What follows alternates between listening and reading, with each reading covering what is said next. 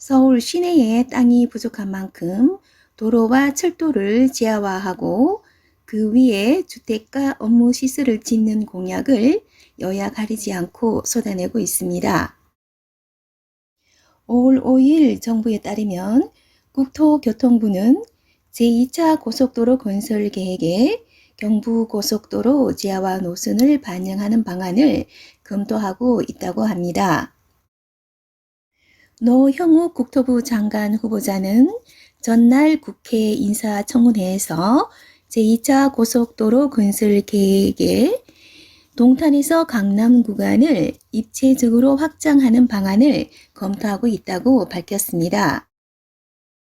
노영욱 국토부 장관 후보자의 양재 동탄 구간 지하화 구상은 기존 서울시 서초구가 제안한 한남 양재 지하와 맞물려 완성된 43km 길이가 직통 연결됩니다. 20조 원대 예상 비용은 부담되지만 전문가들은 전체 구간을 합쳐서 관리하는 통합 마스터 플랜을 세울 필요가 있다고 합니다. 현재 지하화가 논의되는 구간은 크게 두 종류로 나뉘어집니다. 서울시 서초구 등이 추진 중인 한남 나들목에서 양재 IC 구간과 국토부가 이번에 꺼낸 양재 IC에서 동탄 JC 구간입니다. 서울 서초구 등이 중심이 돼 구상 중인 한남 IC에서 양재 IC 구간 지하화는 지하 1, 2층에 상하행선을 분리 건설해 12차로를 확보하고 지상에는 공원 등을 꾸며 단절된 동서 생활권을 연결하는 방안을 담고 있습니다. 반면 노영욱 후보자가 밝힌 경부고속도로 수도권 구간 입체 건설 방안은 현재 지상도로를 그대로 이용하는 동시에 지하도로를 추가로 지어 교통처리 용량을 늘리는 데 주안점을 두고 있습니다. 외국 선진 도시들은 이미 고가도로 철거, 도로의 지하화, 상부 공간 활용을 통해 다양한 경제적, 사회적 효과를 거두고 있습니다. 미국 보스턴 중앙간선도로 및 터널 프로젝트를 말하는 빅디그, 프랑스 파리 지하고속도로 듀플렉스 A86, 스페인 마드리드 도심 순환고속도로 M30 등이 대표 사례입니다. 서울시도 이미 여러 곳에서 도로 입체화 사업을 추진 중입니다. 가장 앞선 곳은 서부간선도로입니다. 지난해 터널 모든 구간 굴착을 완료했고 올 8월이면 시운전을 거쳐 개통됩니다. 상부 공간에 녹지를 조성하는 사업은 내년 1월부터 시작되는데 이를 위한 실시 설계는 지난달 완료되었습니다. 최근 서울시의회에서 통과된 잠실 스포츠마이스 복합공간 조성 사업의 핵심도 지하화 사업입니다.